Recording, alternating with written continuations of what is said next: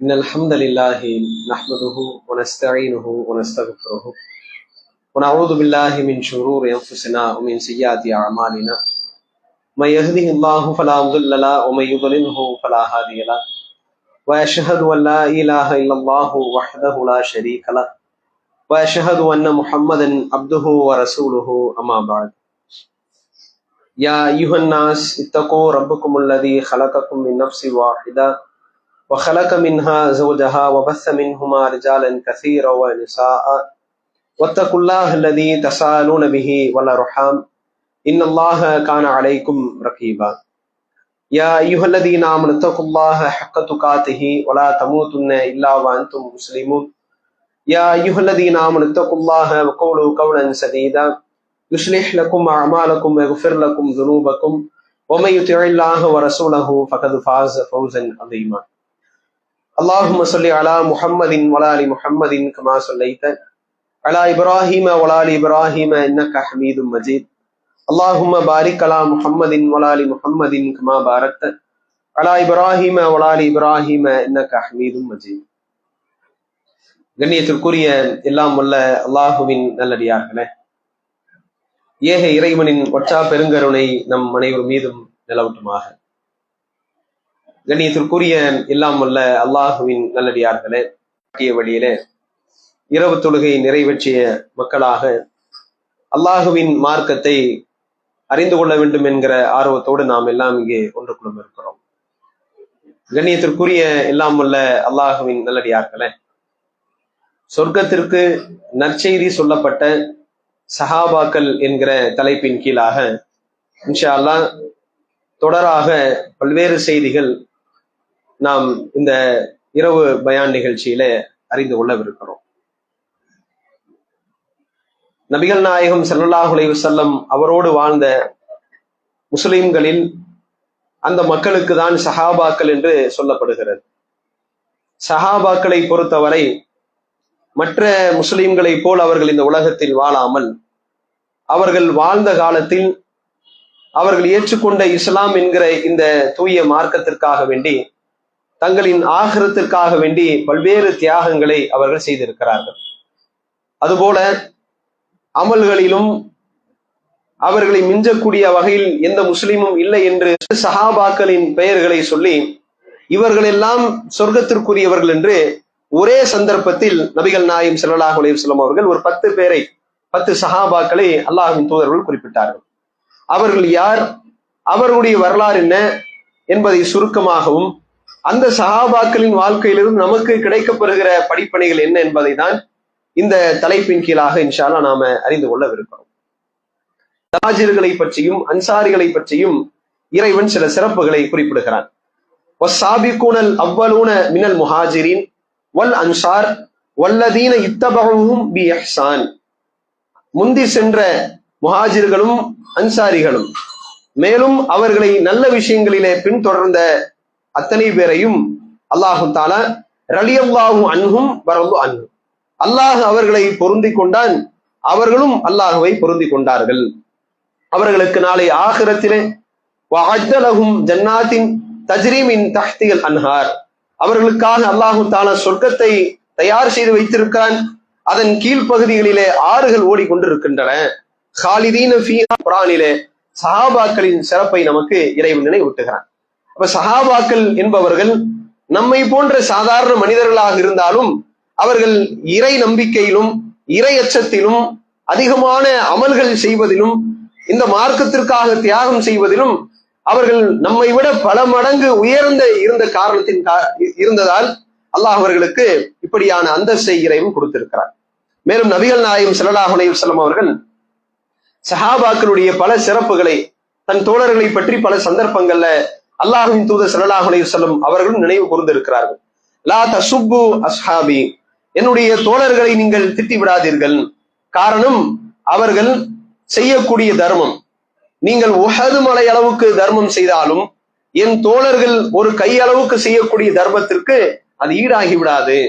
அந்த அளவுக்கு இறைவிடத்திலே அவர்கள் சிறந்தவர்களாக இருக்கிறார்கள் என்று நபிகள் நாயகம் ஸல்லல்லாஹு அலைஹி வஸல்லம் அவர்கள் சஹாபாக்களுடைய சிறப்புகளை நமக்கு சொல்லும் போது ஒப்பிட்டு, மற்ற முஸ்லிம்களோடு ஒப்பிட்டு நீங்கள் செய்கிற தர்மம் உஹது மலை அளவுக்கு நீங்கள். அதே போல அல்லாஹ்வின் தூதர் ஸல்லல்லாஹு அலைஹி வஸல்லம் அவர்கள் இன்னும் பல சிறப்புகளை சஹாபாக்களை பற்றி நமக்கு கூறி இருக்கிறார்கள்.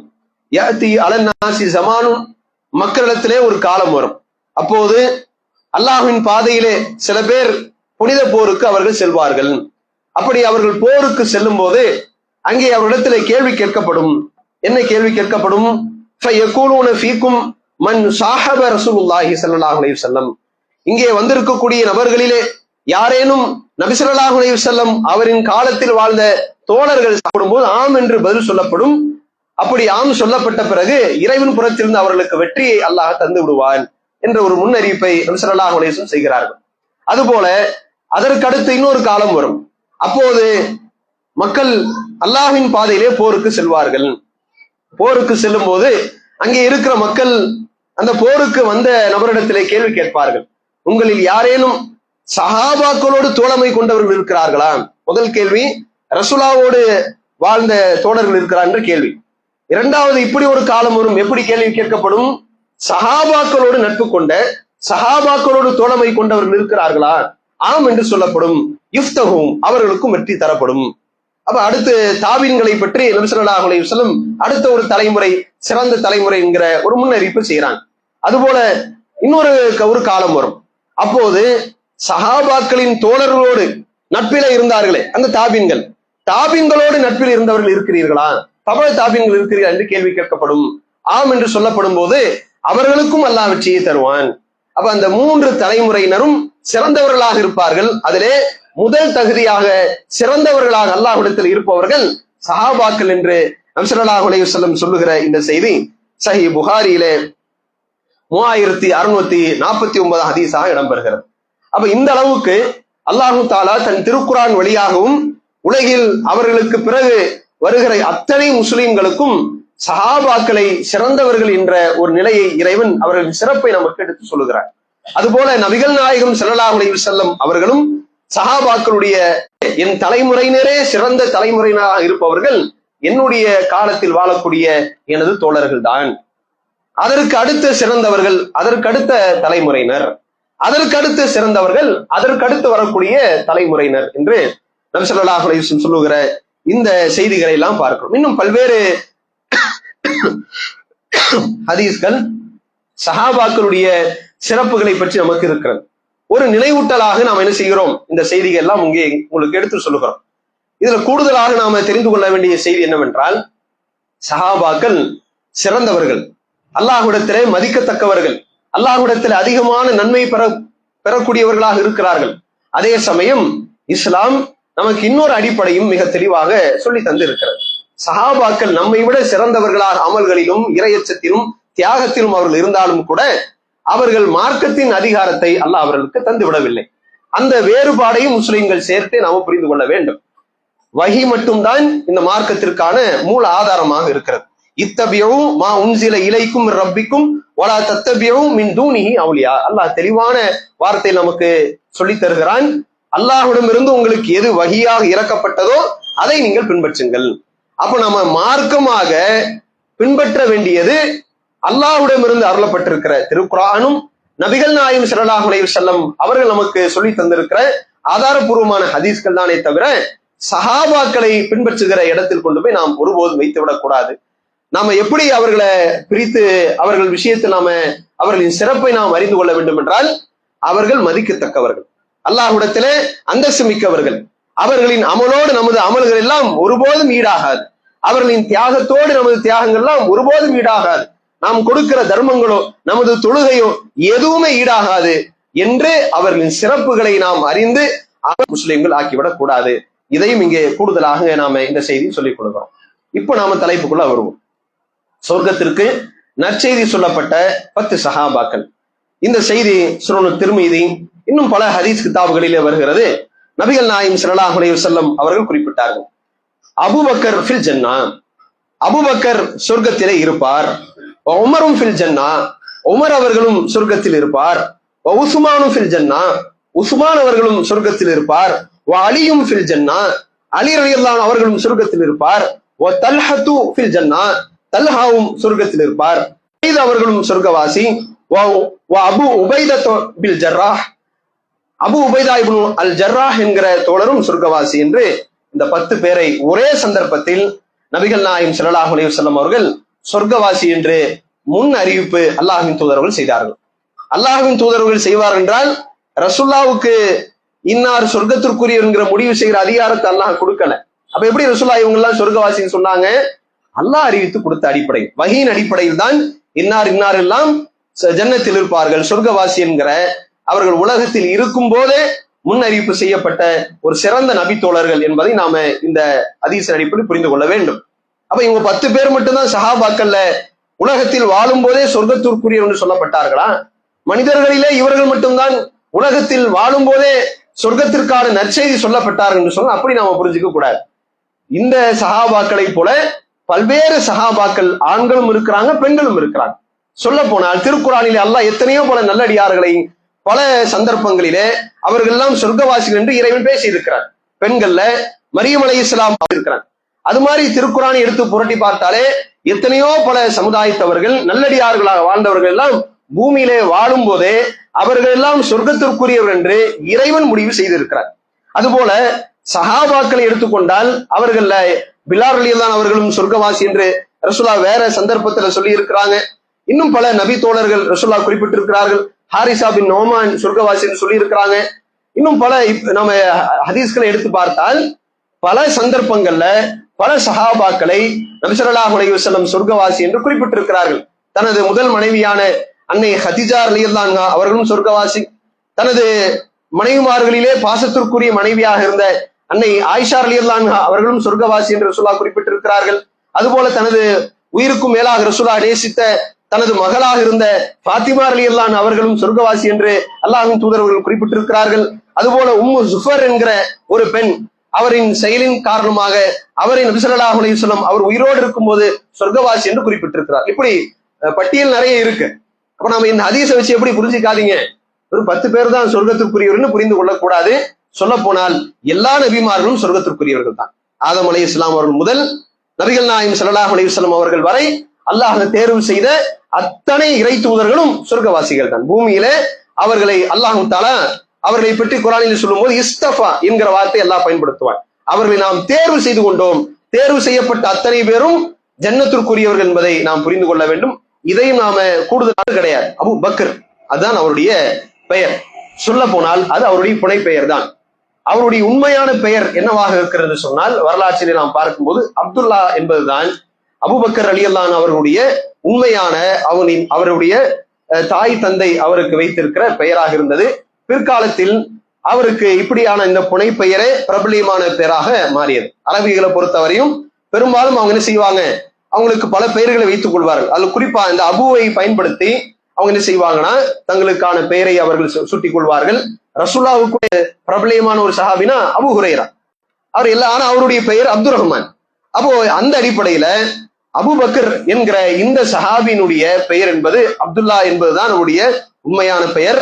ஆனா அதிகமாக நபிகள் நாயகம் ஸல்லல்லாஹு அலைஹி வஸல்லம் அவர்கள் இவரை அபூபக்கர் என்றே ரசூலுல்லாஹ்வும் பயன்படுத்தி இருப்பதனால நாம் இந்த தகவலில் கூடுதலாக தெரிந்து கொள்ளலாம். அபூபக்கர் ரலியல்லாஹு அன்ஹு அவர்களை பொறுத்தவரை அவருடைய வரலாறுகளும் அவர்களுக்குண்டான அவர்களின் வாழ்க்கையில் நமக்கு கிடைக்கப்பெற வேண்டிய படிப்பனைகளும் சொல்ல வேண்டிய இருக்கிறனால சுருக்கமாக தெரிந்து கொள்ள வேண்டிய மிக முக்கியமான செய்திகளை மட்டுமே இந்த தலைப்பின் கீழாக நாம சொல்லவிருக்கிறோம். அந்த அடிப்படையில அபூபக்கர் ரலியல்லாஹு அன்ஹு அவர்களுடைய முக்கியமான அவர்களின் வாழ்க்கை நடந்த சில முக்கியமான தகவலை தான் நாம இங்கே அறிந்து கொள்ளவிருக்கிறோம். அபூபக்கர் ரலியல்லாஹு அன்ஹு அவர்களை பொறுத்தவரை அவர் மக்காவாசி, அவர் மக்காவில் பிறந்தவர். அவர் ஆரம்பத்தில் இஸ்லாத்தை ஏற்றுக்கொண்ட சஹாபாக்கள்ல அவரும் ஒருவராக இருந்தார். சொல்ல போனா ஆரம்ப காலகட்டம். இந்த செய்தி நாம சஹீஹ் புகாரியிலே பார்க்கலாம். அம்மார் இப்னு யாசிர் என்கிற ஒரு நபித்தோழர் அவர் அறிவிக்கிறார், ஆரம்ப காலகட்டத்தில் நபிகள் நாயகம் ஸல்லல்லாஹு அலைஹி வஸல்லம் அவரை நான் சந்தித்தேன். ராயித்து ரசூலுல்லாஹி ஸல்லல்லாஹு அலைஹி வஸல்லம், நபி ஸல்லல்லாஹு அலைஹி வஸல்லம் அவர்களை நான் பார்க்கும்போது வமா மஅஹு இல்லா ஹம்ஸத்துன், அல்லாஹ்வின் தூதர் ஸல்லல்லாஹு அலைஹி வஸல்லம் இடத்துல ஆபுதீன் 5 செய்தியின் வழியாக நம்மால அறிந்து கொள்ள முடிகிறது. அதுபோல நபிகள் நாயகம் ஸல்லல்லாஹு அலைஹி வஸல்லம் அவர்கள் மக்காவிலே தாவா களத்தில் ரசூலுல்லாஹ் இருப்பாங்க, தன்னந்தனியாக தாவா செய்வார்கள். அதுபோல காபாவில் நின்று ரசூலுல்லாஹ் வணங்குவார்கள்.